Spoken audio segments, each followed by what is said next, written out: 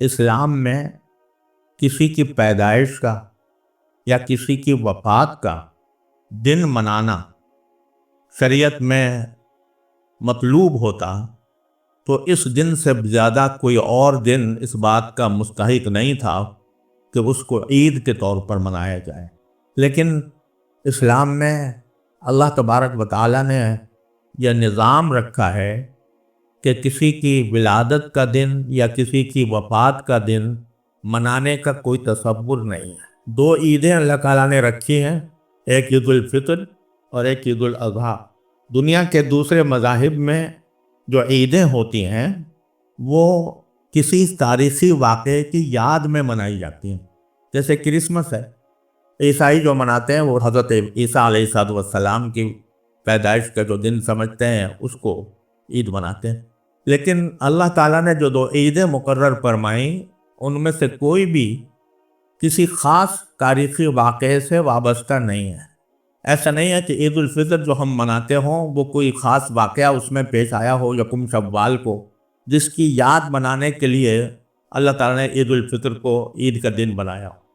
اسی طرح عید الاضحیٰ،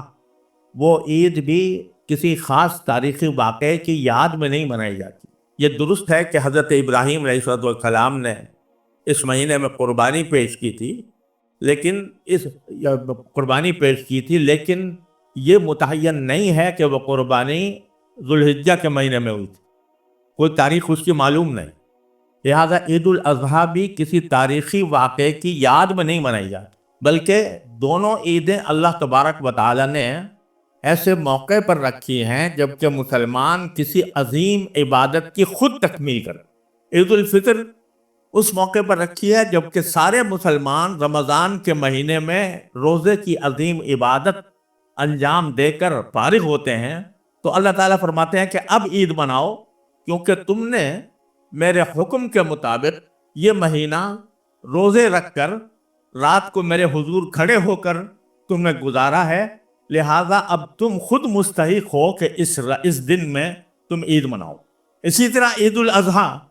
ایک ایسے موقع پر اللہ تعالیٰ نے رکھی ہے جب مسلمان ایک دوسری عبادت کی تکمیل کیا کرتے ہیں، خود تکمیل کرتے ہیں، اور وہ ہے حج کی عبادت۔ 9 ذوالحجہ کو عرفے کا دن ہوتا ہے، اس دن حج کا سب سے بڑا رکن وقوف عرفات ادا کیا جاتا ہے، اور 10 تاریخ کو سارے حج کے ارکان کی تکمیل ہو جاتی ہے۔ اس وقت فرمایا کہ اب عید مناؤ۔ تو دونوں موقع ایسے ہیں جس میں مسلمان خود اپنے عمل سے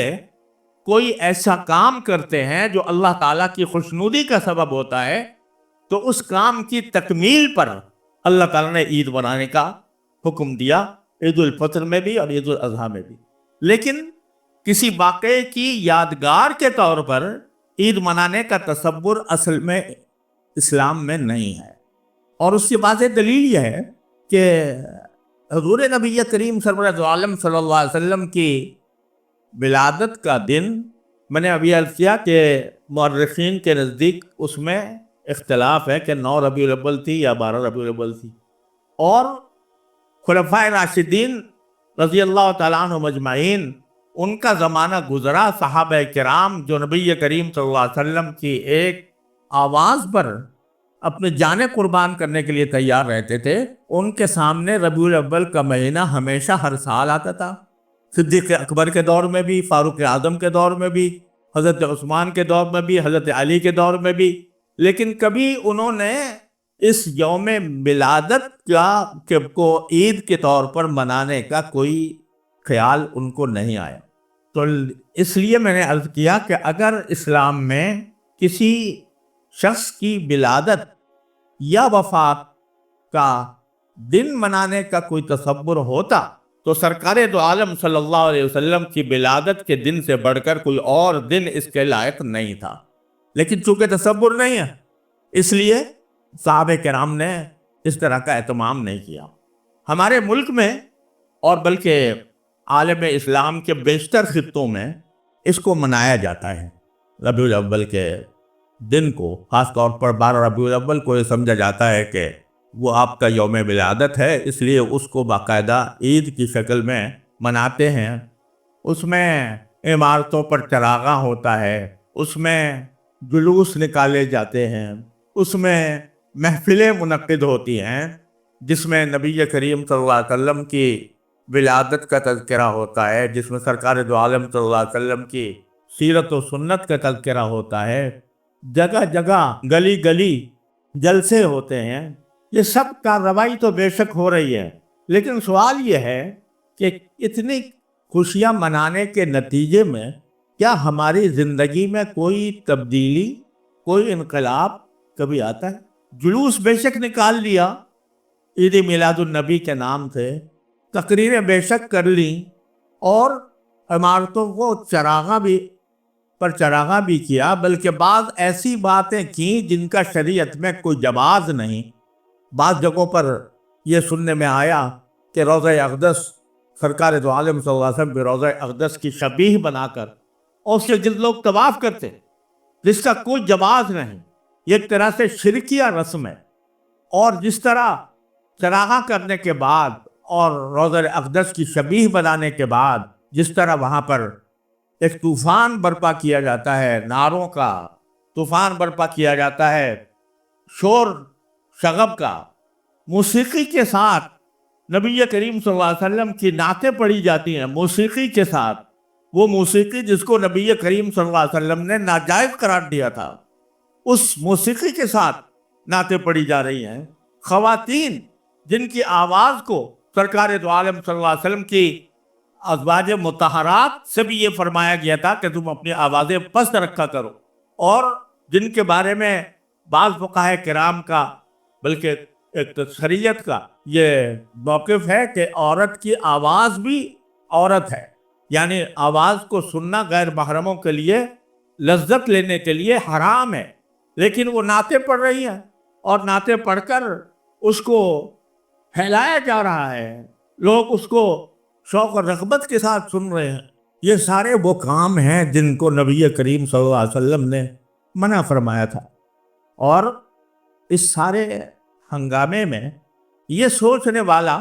کوئی ہے کہ نہیں کہ سرکار دو عالم صلی اللہ علیہ وسلم کی کچھ تعلیمات تھیں، آپ کی کچھ سنتیں تھیں، اور آپ اس دنیا میں اس کام کے لیے نہیں آئے تھے کہ آپ کے نام پر میلے لگائے جائیں۔ آپ نے یہ فرمایا تھا کہ لا تتخذوا قبری عیداً، کہ میری قبر کو بھی عید نہ بنانا، میلہ نہ بنانا کہ وہاں پر میلہ لگاؤ۔ میلوں کو آپ نے منع فرمایا تھا، لیکن آپ کا جو اصل مقصد تھا وہ دنیا کو، انسانیت کو ایک صحیح اور اللہ تعالیٰ کے رضا کے مطابق زندگی گزارنے کی دعوت تھی۔ وہ دعوت کہاں گئی؟ وہ ان میلوں ٹھولوں میں کہاں گم ہو گئی؟ کتنے لوگ ہیں جو اس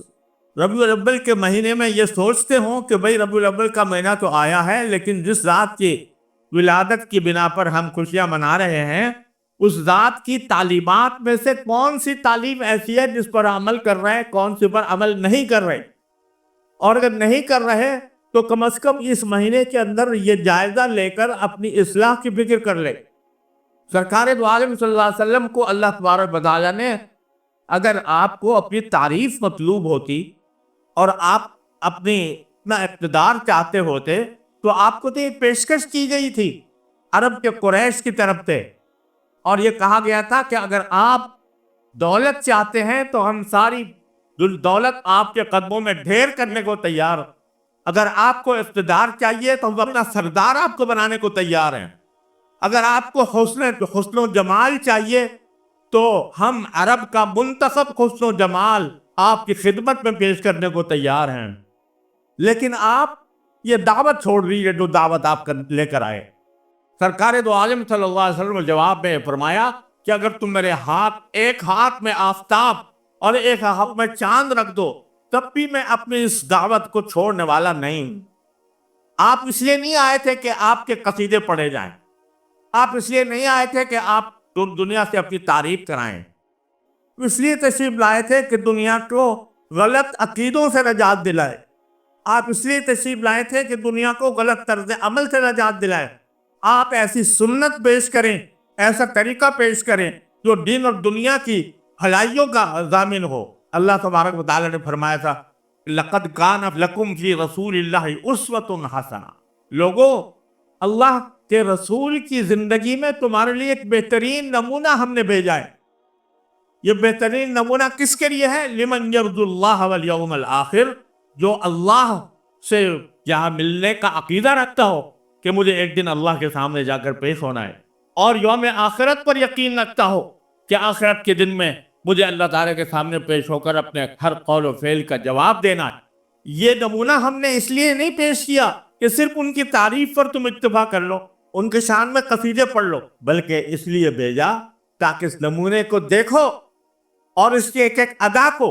اپنانے کی کوشش کرو، جس کا نام ہے اتباع سنت. تو اصل چیز، اصل مقصود ہونا یہ چاہیے کہ جب یہ ربیع الاول کا مہینہ آئے اور سرکار دو عالم صلی اللہ علیہ وسلم کی ولادت کا جو عظیم الشان اور جلیل القدر واقعہ یاد آئے، تو انسان اپنا جائزہ لے اور یہ دیکھے کہ میں سرکار دو عالم صلی اللہ علیہ وسلم کی سنت پر کس طرح کتنا عمل کر رہا ہوں. سرکار دو عالم صلی اللہ علیہ وسلم کی سنتوں کو اتباع کے لیے اللہ نے حکم دیا ہے. قل ان کنتم تحبون اللہ فاتبعونی. اللہ تعالیٰ نے حضور اقدس صلی اللہ علیہ وسلم سے فرمایا کہ اگر تم اللہ سے محبت رکھتے ہو واقعتاً، تو اس محبت کا تقاضا یہ ہے کہ فاتبعونی، میری پیروی کرو، میری اتباع کرو. یحببکم اللہ، اس اتباع کے نتیجے میں اللہ تعالیٰ تم سے محبت کرے گا. تم کیا محبت کرو گے اللہ سے، لیکن تمہاری محبت کا مظاہرہ اس طرح ہونا چاہیے کہ تم میرے اس شاہکار اعظم سرور دو عالم صلی اللہ علیہ وسلم کو دیکھ کر، آپ کی ادائیں دیکھ کر، آپ کے طریقے دیکھ کر اپنی زندگی کے اندر ان کو اپناؤ گے، تمہیں اللہ محبت کرے، تم سے اللہ محبت کرے گا.